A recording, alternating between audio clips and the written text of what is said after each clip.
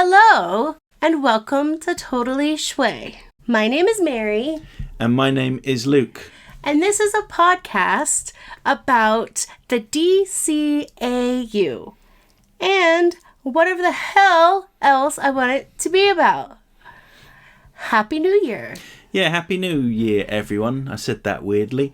Because I was going to ask you a question, Mary. Yeah. How you doing? Oh, thank you. Wow. Thanks. I am doing well, I think. Yeah. How are you? I am very, very tired. For people that follow along on my comics channel, I mentioned in the Bruce Timm art book video I put out the other day that Mary and I are upgrading our storage to a bigger storage unit, and because we've now got a lot more space there, we're moving all of the comics and boxed up action figures I have here into storage as well. And we've done like 5 or 6 trips already, and we've only done about half of it. So I wanted to, one of my goals for this year is to get my health, healthier. And I did not know that it was going to start this soon. Because the stairs of it all. In England, it does not matter where you are. Unless you live in a bungalow, you're going to have stairs. Yes. And I need stairs because, I need to lose some weight. But there's so many stairs. Yeah, and lugging, 20, 30 comic boxes so far up and down stairs has not been fun. But it'll be worthwhile. Yeah, it will be. It'll be nice once we've cleared out some space. Won't feel so constricted. This is how you can tell I'm serious. I've said that once we've got the comics and the figures and the stuff in there, if there's space, I'm going to take down most of my pictures and put them in storage, so then that Mary doesn't feel so oppressed by my workspace. It's also my workspace. I don't know. Our workspace. Excuse me. Does the podcast know that I work at home as well? Yeah, I think so. Yeah, I no longer work in retail. Which haven't for ages. Yeah, like over a year now. I can't remember if I've gone in depth about it or whatever, but yeah, it's nice. But I love the DCAU with all of my heart and soul, but I also want to be able to have some things that are part of my personality. But here's another thing. Mm-hmm. I grew up with people that had loads of pictures on the wall of everyone but me. Mm-hmm. I don't have any pictures of you either. But I have pictures of the Joker and Robin. That's always a joke. There were 2 pictures of me, and they were group pictures, but that's beside the point. So I like really bare walls. So on my little wall that I have one thing on. I mean, you used to have another one, but then Gilly pulled it down. Yeah. But yeah, I'm going to be renovating that. But yeah, should we get to the topic at hand? Yeah, we probably should. We're 3 or 4 minutes in. So today we're going to talk about something that I've not actually talked about before, and that is Static Shock. We're going to talk about the first episode, which is Shock to the System.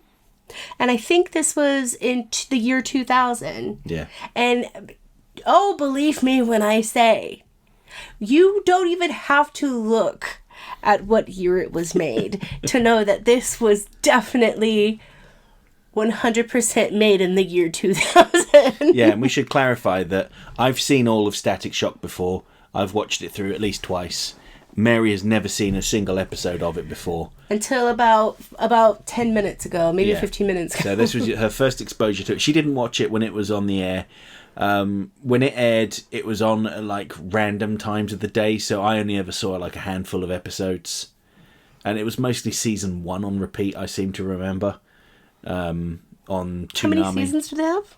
4. 4 seasons. That's a pretty, for the 2000s. That's a good amount of seasons. Yes, yeah, and they did several crossovers with Batman and Justice League, Superman, Batman Beyond as well.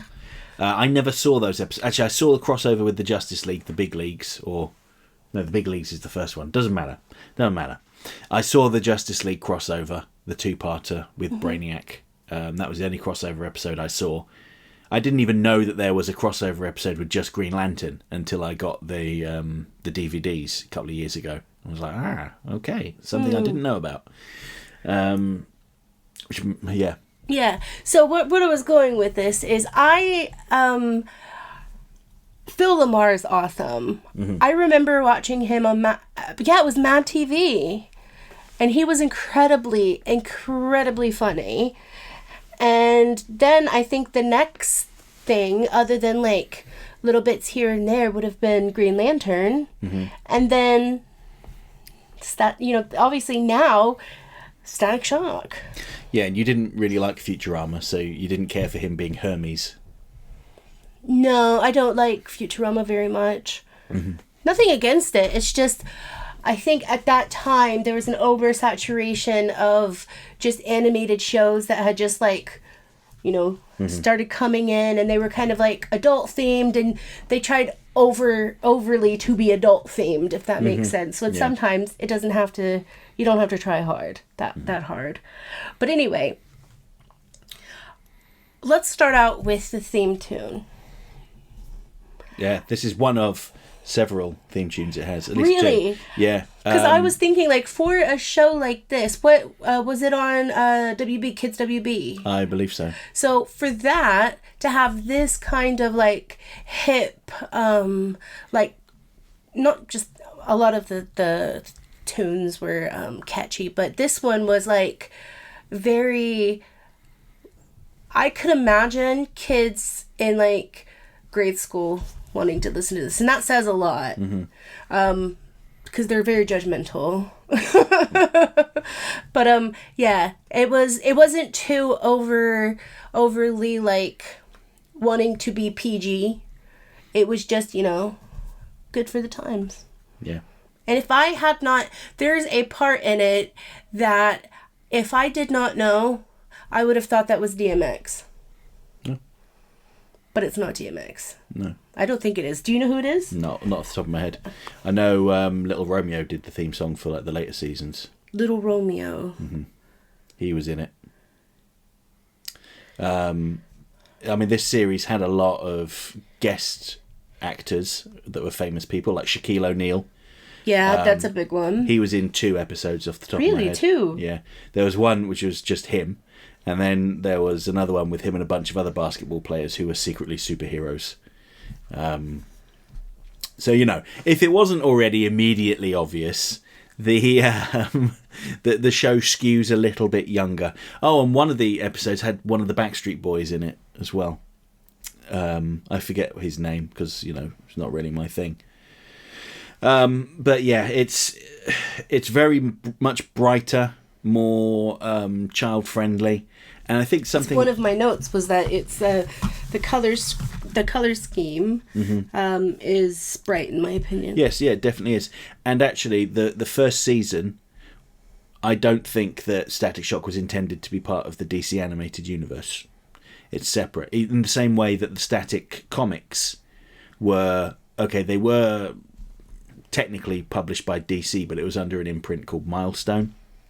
And it was its own separate continuity. They didn't cross over with Batman and Superman and whatever. Mm-hmm. It was a company founded by Dwayne McDuffie, Dennis Cohen, and some other people whose names I'm drawing a blank on. I think Reggie Hudlin was in there as well. I think I've said his name incorrectly. But there were several African-American creators who basically set out to make more African-American characters. And Static is... he's very much in the model of Spider-Man. Teen character that gets great power and decides to be responsible.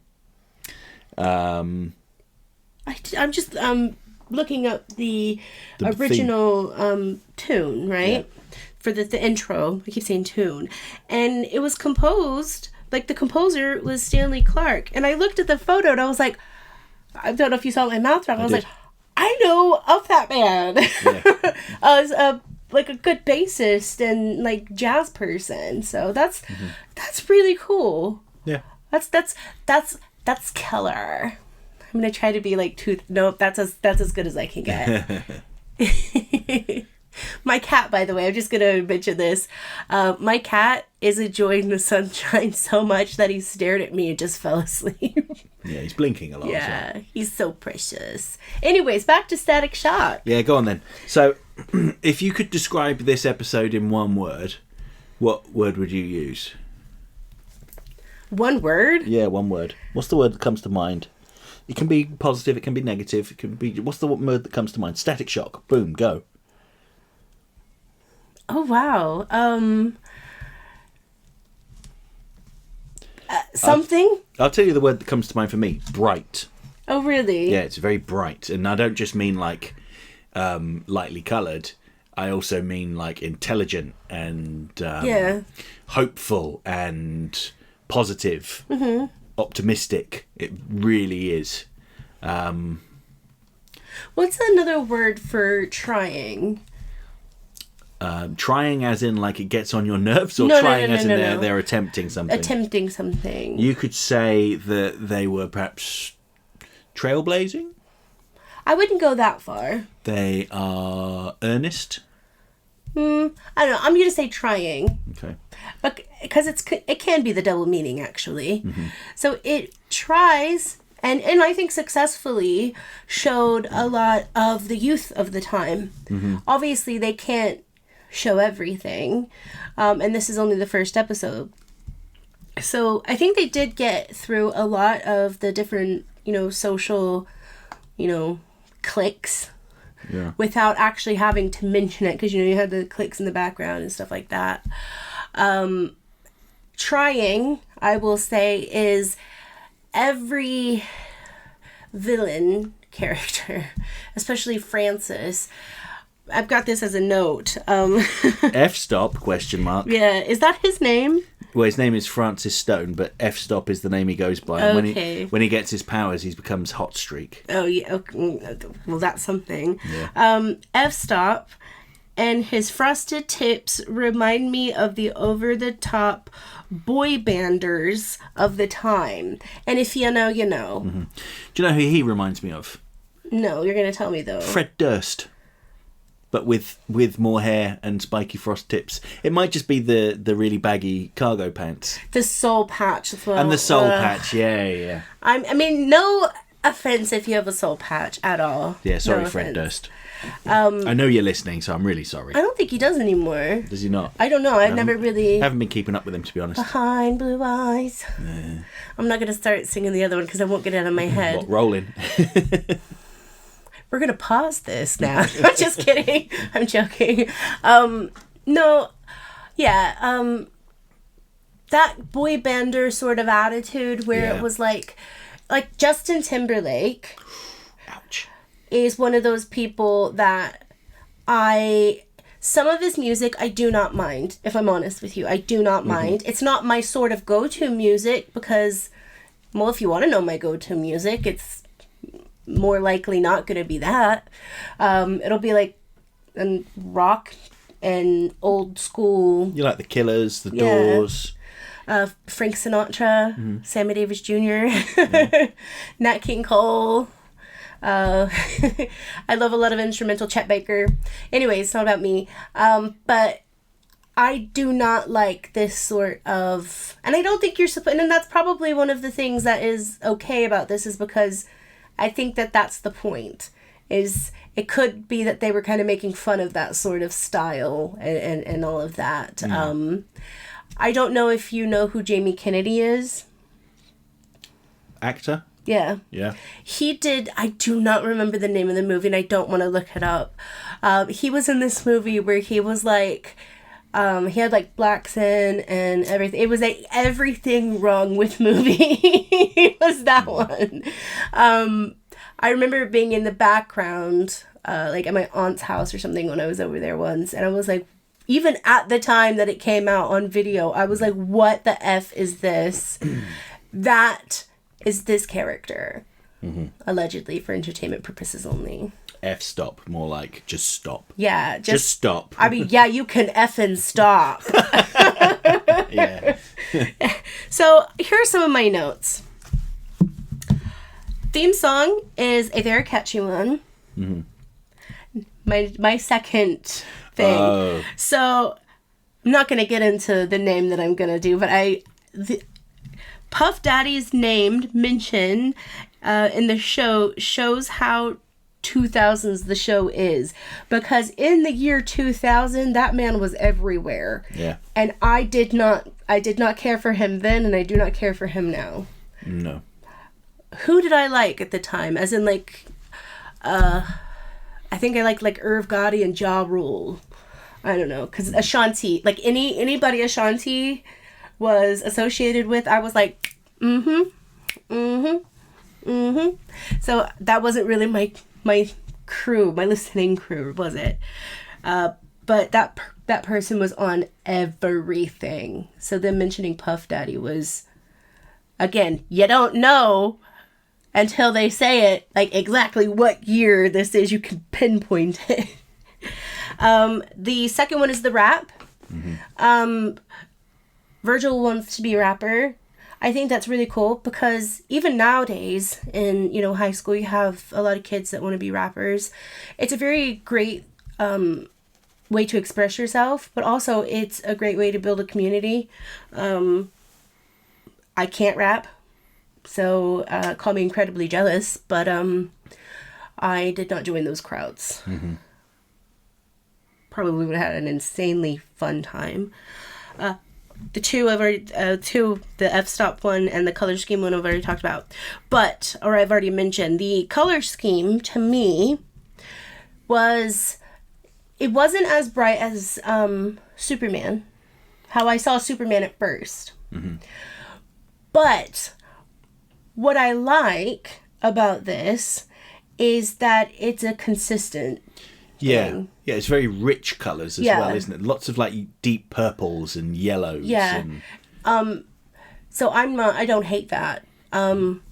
If I were to watch the rest of the series, I'd probably like the coloring and stuff like that. But I just wanted to mention that I did not think that was a bad thing. Yeah, and it's very different to the kind of the shows of the time. Like, compare it with Batman Beyond, which was airing around the same time.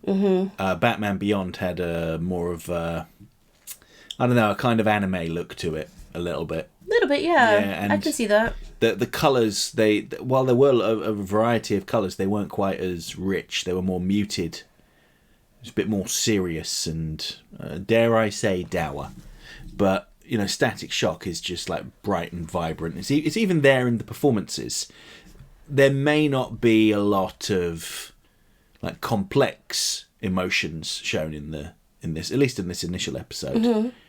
But it's delivered with like an enthusiasm, and it's just very earnest. I think I said that word earlier. It's very earnest. It's very. It got to a lot. Like, it tried to get to a lot, and it did, but it still left you wanting more. Like, they wanted, like. Another note of mine is, I actually didn't write this down. The mom. The sister? No, the mom. Like, you find out that Virgil's mom has passed away. Yes. And you're like, oh, but how? Why? When? And all of that. So that's really great. And then you are like, well, can we have a flashback of how he actually started to control his powers in an afternoon? Or it's not even an afternoon, it was like a morning. Because he had them and then... Yeah. I mean, I think it didn't want to be that type of show dealing with, the problems of being a superhero. Yeah. It's more just like, let's get him his powers and then get him into the adventures. Yeah. And that's fine. And we get to a serious part now. Okay. 14-year-old Virgil's scene with the bangers. Yes, so that kind of undermines what I just said about, wanting to be light and fun.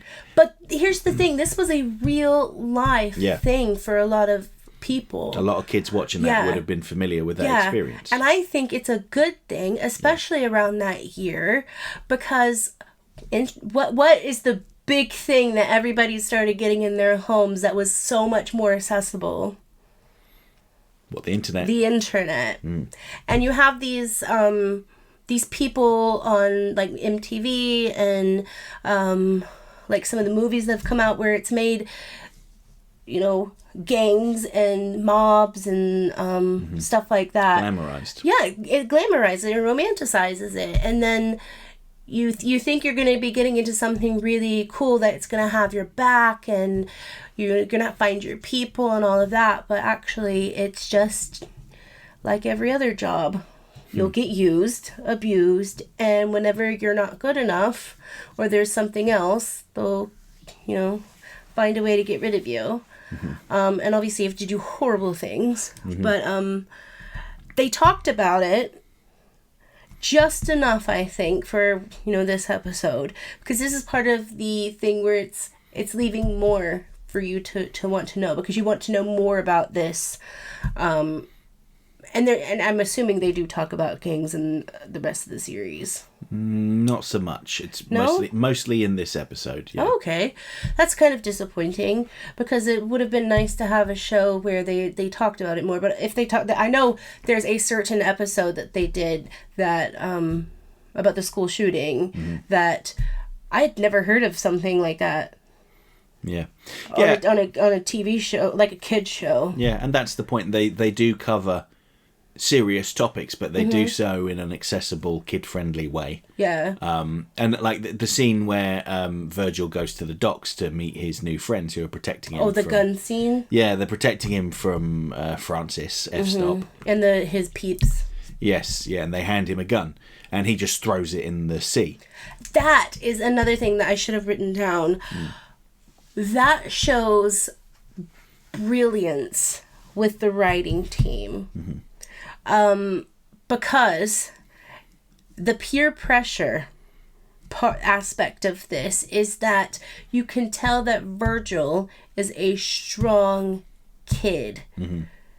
Because I'm going to say kid, because at 14, you're still a damn kid. Yeah, that's right. And he made the choice to throw it out rather than to join in. Yeah. And my oh my, that shows a lot of bravery, and it's beautiful. Yeah, and the comics handled it slightly differently in that he didn't join a gang for protection. He went to the gang and bought a gun off of them to defend himself from F-Stop. Yeah. Actually, he was called something else. It was something like B Money Rizzle or something like that. I forget. Boozer. Yeah. He actually, yes, that is actually what was on his driver's license. Yeah, Boozer. But then he went to the docks to shoot him, and he just couldn't do it. He couldn't do it, and that's what brought him to the docks. He was going to ambush him and murder him and bring an end to his problems, but he couldn't do it. He lost nerve, and he just sat there with his head in his hands. Then the police turned up and gassed them, and that's how he got his powers. Yeah. I thought they handled that really well for a cartoon. Which one do you think is more powerful? Him taking the gun and then throwing it away, or him taking the gun, going to use it and deciding not to? Do you think one is more powerful than the other? No. Because it's for different people, isn't it? Yeah. Because let's be honest, the comic, not as many people will have read the comic back then. No. And a lot more people had, the WB, so they probably watched the kids WB and Static Shock and stuff like that. So the type of person that would, it's just different for different people, isn't it? Yes. But it's got the same impact for me. Because giving into peer pressure is one thing, but learning from that, like giving into it and then learning from that is one thing, but giving into it and just joining along is another thing. And in both of those instances, I feel that there's a strong lesson there. Yeah, and I think they kind of carry that along, or at least go along similar lines by the way Virgil acts in the show as well as the comics, in that he's not like a brute, he's not a fighter. He really does his best to avoid physical conflict. Yeah, he's just a normal kid. And it's Francis that is the brute and, the wrong un, as you might say. We all had a Francis in our high schools. The guy or the girl that always thought that they were better than you, but then when you realize when you're older that something was behind that, and either something terrible had happened to them, or they were just really nasty people.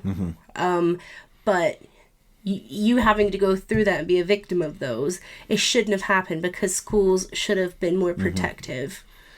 Yeah, they should be. Because the school that I went to, which was, very much like a lot of other, American schools at the time, said we have a zero tolerance policy, which I've heard a lot of recently in certain businesses. But it's a zero tolerance policy for weapons, for cussing, and also for bullying. But I'm going to tell you this right now. 2 of those things, they did pretty well on. There weren't that many weapons there, and we cussed, but we didn't cuss at them as much. But the bullying, it was bad. Like, it was bad. Even some of the teachers did it. So, seeing this character, although mildly annoying in terms of the boy bander thing that I'm thinking of, and the frosted tips and all of that, it is such a relatable thing, because we all had at least one person in our life, especially in high school or even in grade school, that was just an absolute asshole. Yeah. Yeah. And did things, especially like push you around or, like that, just because you were a little bit different. Yeah, well, and they did that as well because they're insecure. Yeah. That's ultimately what it comes down to. Yeah, I liked the way that Virgil handled it in front of F-Stop, because a lot of characters in shows would have done the, oh, you hit me first. Mm-hmm. Yeah, and Virgil is absolutely, he plays against stereotypes, right? Particularly in like most media, they're like, oh yeah, the black kid's the one getting into trouble. Oh yeah, they're starting all the fights. Virgil's like the opposite of that. I'll tell you what, in my high school, it was not the black kids. No. It was the military brats. Yeah, I can imagine. Yeah. But not the black kids. But yeah, we all went through something like that, and that was one of the mildly annoying things about this character, is that kind of brings that up, and it sucks. So let's talk about something else. Okay. Gas that mutates. Yeah. Why is that funny to you? I don't know, because it was just the purple gas, and I was like, oh, it's Prince. Oh no, it's Snoop Dogg's gonna come out. But I was waiting for Prince to come out and be like, oh, Purple Rain. Oh yeah, that would have been a better one. It would have been. Yeah, I thought that's what you were going to do. But yeah, I mean, they were in like a docks, like a storage facility, weren't they? Yeah. So, some dangerous chemical was being stored there. Mm-hmm. What do they call it? Quantum vapor, I think, is what it's called. Oh, I didn't catch it. No, I don't think they said it in this episode. They call it that later on. But, it's an experimental mutagen. And then all of these kids get exposed to it. And then there's like a running thing across the series is about how all of these different kids also kind of get exposed to it after that one event. They call it the Big Bang. Like the event of creation, and every kid that's affected by it is called a bang baby. Oh, God. That's also a bad name, by the way. Bad name. Well, I think it's supposed to tie into, like, Big Bang creation, and also gangbanger, I just don't get it. I don't like it. It's not that I don't get it. I do get it. I just you get don't it. like You just don't really like it. I get it. As I understand, because obviously bang has got a different connotation as well, hasn't it? A few. Yeah, quite a few different ones. Some of them completely inappropriate for discussing with children. Oh, the mutations were gnarly. That's one of my things. Yeah, and some of them have like really terrible transformations, becoming like goop monsters and the likes. And Virgil's one is fairly innocuous, isn't it? I mean, he's basically just statically charged. He can control static electricity. F-Stop becomes Hot Streak because he can summon flame. I just... that character, yeah, I can already tell you that's the reason I'm not going to watch more of this show. Well, to be fair, he's not in that many episodes. And, there's something very funny in Stan Berkowitz's book, Beyond the Bat. I'm going to grab my copy right here. You're going to hear it. We love Stan. Stan talks about, just as an aside in one of his chapters, he talks about how the villains, like the recurring villains in Static Shock, didn't poll very well with like focus groups, so they were told to avoid using them, and that's why you ended up with a lot of episodes where it was just a brand new character who was out of control, whose powers were out of control, and it was about Static persuading them just to calm down, and then you never saw them again. I kind of like that, but I do like a few reoccurring characters. Yeah. I mean, you won't be happy to hear this, but Hot Streak does reappear at least 5 or 6 times. That's exactly. I mean, for 4 seasons, 4 or 5 times, too many for that particular character. Yeah. Hot Streak. Yeah. You know what that sounds like? This hot honey thing going on. Oh, I thought you were going to say like explosive diarrhea or something. I don't get that crass, thank you. Okay, good. Just lowering the tone here. Then. Yeah, of course. What's new? Yeah. The costume. What would your rating be? Rating his costume? Out of 10. Well, it's very different to his costume in the comics, because in the comics he had we're like talking about the I'm just episode. explaining. Yeah. I'm just explaining that he wore like a what do you call it? Not a onesie, but A one piece. a one piece. There we go. That had a mask built into it as well, and he wore a baseball cap and like a big brown jacket. Okay, that sounds alright. So this is kind of similar to that a little bit in that, but he's got a big blue jacket with a yellow hood, and he's got those yellow goggles. I know that when the creator of the series, Dwayne McDuffie, saw that first design, he said, "Why has Static got a bra on his head?" Oh my god, how funny is that? Because I was thinking it was a sleeping mask. Okay, so before you tell me what yours would be out of 10. Probably an 8. I like the costume, but they change it later on, and I prefer the later version. Okay, so in this episode, you're giving it an 8 out of 10. So, like, his costume that he ends up choosing at the end of the episode. Mm-hmm. Yeah, I'd say it was an 8. I mean, there was a funny moment where he had, like, a more traditional superhero costume that was based on a character from the Super Friends, but, yeah, the final costume, 8 out of 10, yeah. Mine's 7 out of 10. Okay. And the only reason it's 7 out of 10 is because I like that they cut the hair. Mm-hmm. I don't particularly like... Actually, let me ask you this. What is my least favorite color? Yellow? Yes. I don't like the color yellow. I don't. I just don't. I never have, and I just don't. So if it were gray, that'd be even better. But otherwise, if it wasn't yellow, it would probably go up a little bit. Yeah, but because it was, for the time, that's a pretty cool outfit. Yeah, and they're choosing bright primary colours, aren't they? So. Whereas I'm not like a bright, sunshiny person. Mm-hmm. I mean, some people have said that to me about me in certain phases of my life, but in terms of a color palette, no. So I have a question for you then. What do you make of the supporting cast? Let's start off with the dad, voiced by Kevin Michael Richardson, Principal Lewis, and the Joker from the Bat. Obviously, love him. This is one of his more like restrained roles, isn't it? Because normally he plays like over the top characters, but here he's. Like I do like him. He's awesome. The sister, Sharon. I could see the character being a bigger influence later on. ? Not really, but not maybe. really. Mm-hmm. The friend. Richie. There's a big one. Right. Yeah. Isn't that what he says in one of them? He does say, "Oh, I." Yeah. I can't even say it. That's why I said it. Who are the other supporting characters? That girl. Frida. The popular girl. Yeah, she's not a major supporting I don't character. really like that one. No. And not because of like it's just popular. I just didn't feel that it was needed, that character in that episode. Yeah, the gang. They don't show up again. Yeah, I felt in my head they probably shouldn't show up again. Yeah. So that's good. Yeah. Yeah. So Richie actually gets a much bigger role. He starts out as being like Static's guy in a chair, right? Mm-hmm. Guiding him Oracle. on his missions. Yeah, a bit like Oracle.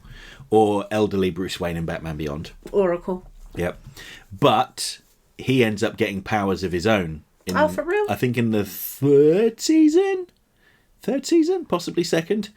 And his power is like super intellect, and he becomes a hero called Gear, and he's a bit like Iron Man in a way. Okay. I saw your eyes roll, and I feel the same way. I don't like that they made him a hero as well, particularly so long after the Big Bang. His superpower was the fact that he is a great oracle.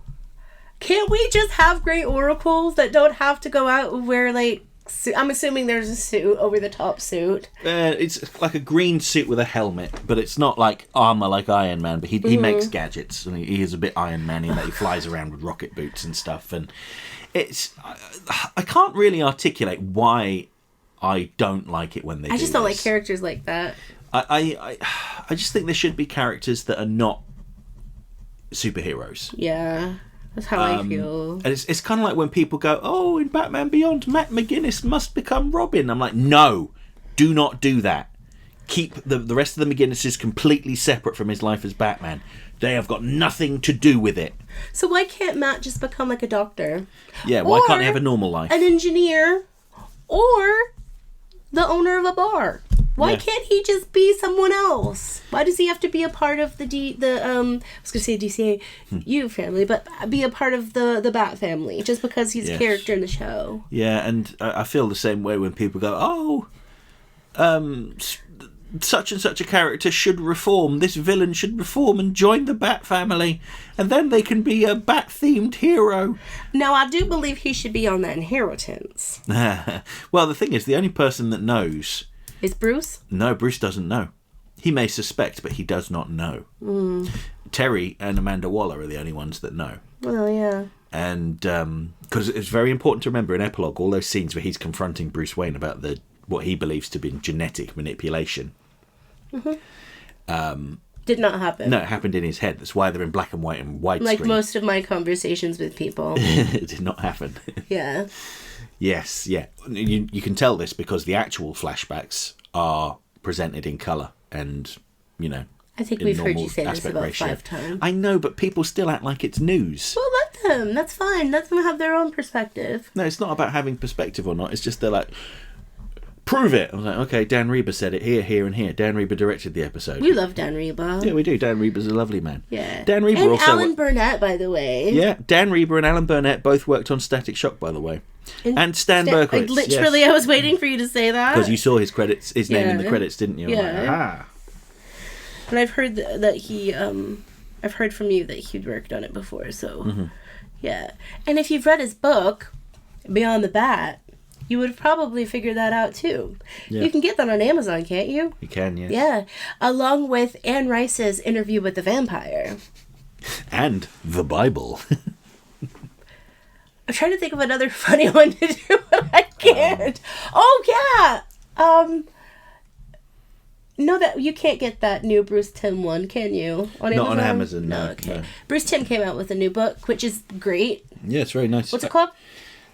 Fiendish Monsters. I've got it. Yeah, I love his illustrations. Yeah, I was a little disappointed that 2 of the comments on that video. I mean, not a lot of people watch that video, which fair enough. It's different to what I usually do. But 2 out of the 10 comments, 2 of them were like, "Does Bruce do a book of ladies?" Oh God! Anyway, but yes, of course he does. Anyway.